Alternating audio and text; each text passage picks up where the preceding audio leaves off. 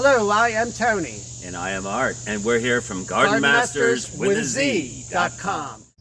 Today, we're going to talk to you all about how to water plants.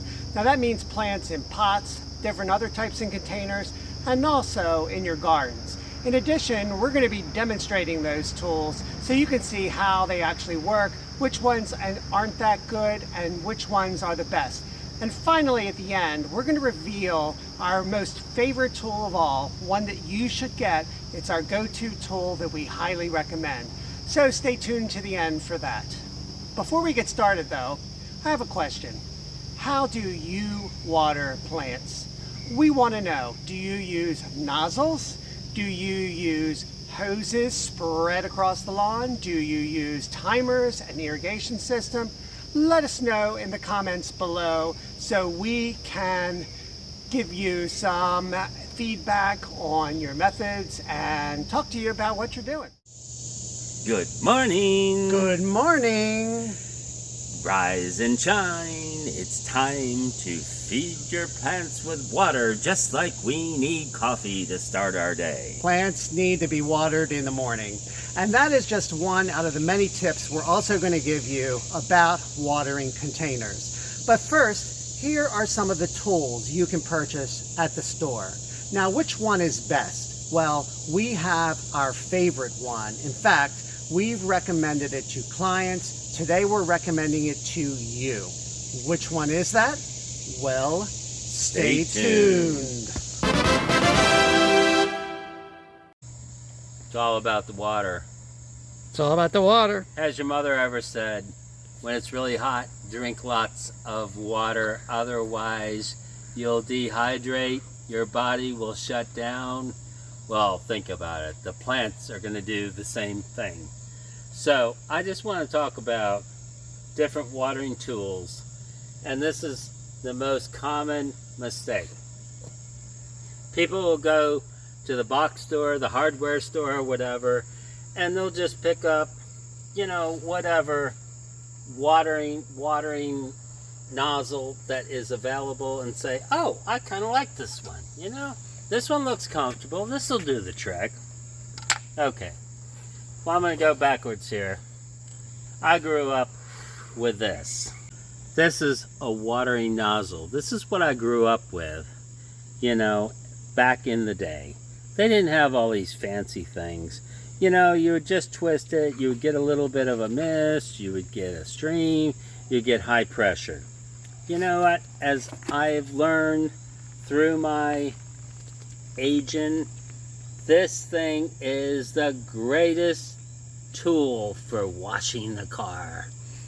I find if I was to water my pots on the deck, that thing is just going to blow the water out, or if it's on mist, it's going to take forever. But it's going to also blow the soil out, displace Exactly. the soil. That's not what you want. So you might need multiple nozzles for different tasks in your yard. One of our clients uses this, and it looks like something you'd put a fire out with. It's durable, whatever, and it isn't as bad as what it looks. It'll give you a good stream, a good solid shower of water, but it doesn't have options.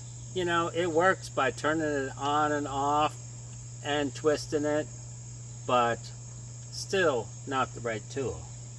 So we had a watering wand a few years back, and it had an extension on it, and it was wonderful. So in the meantime, I couldn't find one with an extension, so I just bought this simple thing that anybody would go to any hardware store and pick up. I said, okay, it's got what I need. It has reducing the pressure of the water. It has lots of different options of spray. But something? It did not have a misting. It did not have a couple of sprays. You look at this, you would never know. You just pick it up, buy it, you get it home. I tried washing the car with this. forget it. Going to college. This is what you would use for bedding plants. This is good for watering your plants, your hanging baskets, and all as well. Now I've added this shut-off valve. It's brass. It's going to last a long time. This did not come with this. So this without that shut-off valve, it's just going to... You have to turn it on and off at the spigot, and if you're 20 feet away from the spigot, you can't turn it off. You would just have to put it down on the ground, go back to the spigot, turn it off. Not very convenient. So this head is called the Dram 400, and it's great for soaking things. You know, you're watering over bedding plants in a greenhouse, and it has a solid shower stream. You can soak everything really well in little market packs or whatever. You'll quite often see in your garden centers like Home Depot and Lowe's, they water with this. This is great for that. And I don't want to put this down because this is a good alternative. Well, the thing is, though, it doesn't have any alternate sprays. It's just one spray pattern, and that's it. Yes, so this is better than these. We're stepping up. So those are the tools for watering that you should keep in your arsenal. Now let's get into showing you some of the sprays of the ones that we don't think are quite ideal and our favorite one that we really like. Okay, here's the brass nozzle, and this brass nozzle goes way back in the day. So there wasn't a whole lot of options. So I just want to show you this with a spray, because when you turn it on, you get this light mist. Okay, you want to mist your plants, that's fine. But if you turn it on where you got some pressure to get a lot of water out, it's spraying all over. It's not going to be getting your plants. And they talk about a wide spray. Okay, so now you say, well, I want more pressure to soak the pot faster. Okay, now what you have is a pressure hose. See how it's just washing the soil away? That's what it's going to do. It's going to blast the soil right out of your pot. So not great for watering pots. Okay, here's another option at the store. Is that really an option? I've never seen those. So they were available. What does this remind you of? Kind of reminds you of something you would see on the end of a fire hose. Well, it's a down version of it, but another nozzle that I would not use for your pots. So you turn it on, you have this action, sort of like the brass nozzle. But when you adjust it, you know, you're getting the exact same thing. Now this would be great for watering a garden, but then again, pots, not an option. I like, it's so pretty. Not very functional, but... Maybe this would be a good kid sprinkler. Yeah. Not for pots, though. Okay, here's another nozzle. Nozzles are good for getting large areas. Now, pots are not large areas. When you look up there, there's hanging baskets. If you are trying to get those hanging baskets, look, you're losing most of the water trying to get to it. Okay, it doesn't have an extender. Now here's a garden with elephant ears and peonies behind it, and water that garden with that nozzle, Art. So this can be an option, but you know, right here you can see it just hits these leaves. It's not getting the base of the plant much. So, you know, you can get underneath, but look, you really have to bend down to get your plant. Now this one has the different options, but if you're going to be blasting away, you don't want to be bent down and doing it this far. This again is good for watering a vegetable garden or far away places. Look. Wow, look how far that gets. Now look, I can get that ornamental grass over there. But here Would you again, want to be over here watering the ornamental grass that's over there? Maybe. it's okay if you don't have enough hose. Sure. I want to introduce you to the Dram 400. But before you do, we are in a different location. This is our impatience garden. Isn't it pretty? And look what we have here. It's a praying mantis. A praying mantis. They eat insects. They Good. especially are good to eat. Spiders? No, they like the red-spotted lanternfly. Oh, yes. We should get many more of these. Anyway, back to the Anyway. Dram 400. So the Dram 400, actually, you can see it has many little spray holes. I see it. And it actually says 400 right here on it. You can't, Nope, can't see that. it, but So this is kind of something that's been around for a long time. And I was introduced to it in college. some of you may not know, but Art has a landscape degree. Because this spray is great for watering beds of plants, and I'm talking in the propagation house. You'll quite often see, like in the garden centers and stuff, they use this because it has a great spray. Now, one downfall on this particular one, when we bought it, it went directly to the hose. So that means once you turn the spigot on, no turning it off. So If we you want bought- us, yeah, go ahead. we bought this extra little piece here, and it so happens to say Dram on it. So this will control your turning on and off. As you can see, it's a lot like A lot like the shower Yeah. on the other one.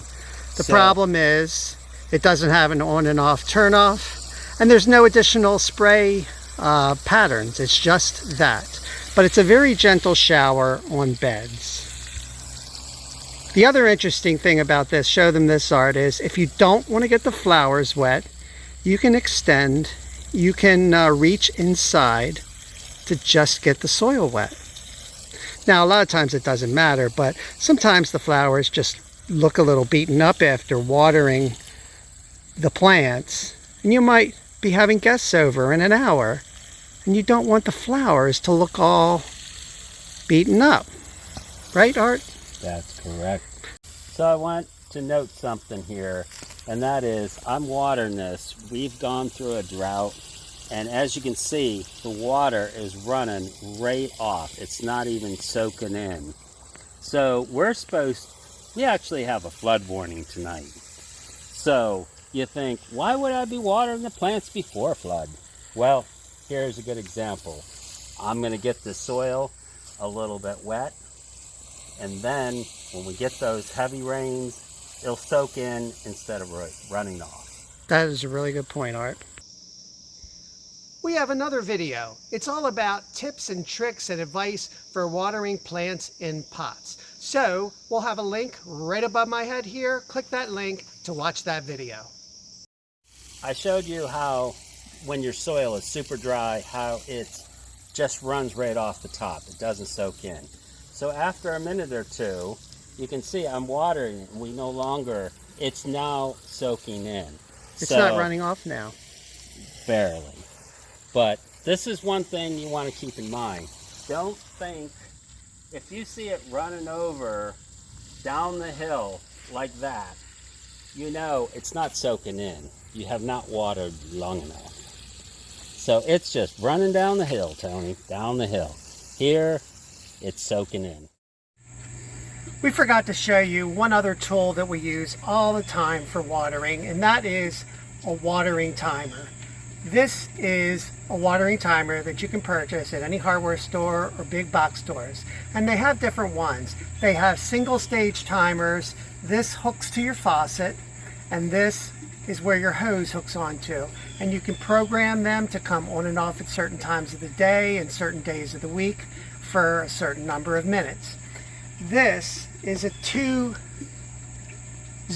watering timer. You have the hose, this end fits to the faucet here, and then you have your first zone here and your second zone here, and you can program those individually to come on at different times, which means if you have a large yard and you need to water in 2 spots, you can set up 2 hoses with 2 sprinklers and water in 2 different spots. They also have timers that have more than 2 zones. They're a little bit harder to find, but if you have more than 2 zones, you can also get those. Now, you can use a 2-zone timer for just a single zone, which oftentimes we do. If we're setting one up for a client and they only have 1 zone, we'll just program the 1 zone, and that's still perfectly fine. This is another 2-zone timer. As you can see, there's 1 in, there's 2 outs here, but we also have it attached to a Y. And you can get as complicated as you want with this. The Y, this attaches to the spigot, and the spigot stays on all the time, and you turn on and off each individual section by these levers right here. And that's how these work, because what you can do is you can have a 2-zone timer with 2 sprinklers, but you can also set up another hose over here for, say, washing your car, or if you need a hose for something else. And you can still have your zones over here, and then when you need to wash your car, you just turn the water on using this lever, and then the water comes out that Y. This is a really elaborate Y that we bought for a client. As you can see, the timer's kind of dirty because we've used it for a client. This is an elaborate Y, as I said before. We have a Y hooked to our house, and you can see it's quite a bit smaller than the one I just showed you. This is the standard Y that you can purchase in the store. In fact, you can purchase the one I showed you in hardware stores as well. It's just a little bit longer because sometimes our clients' hose nozzles will not accept a hose on them because they're not extended long enough out of the house, so we have to add extenders and things like that, and that's what that bigger Y was for. This is a smaller Y. This is fine for our property. This hose here goes to the front porch. Then we have another hose that hooks here that goes to another area of the property when we need to water that. And when we are away, we take the one hose off and put a single stage timer on, and then we can water the pots and things that we need to water while we're away using the timer. But we also have the other hose hooked up for someone that tends to our house when we're gone, and some of the plants that aren't in the area where they can be watered have to be watered by hand. So he uses the second hose to water those by hand. So that's the uses of a Y and the use of a watering timer. They're very, very handy tools. We use them all the time.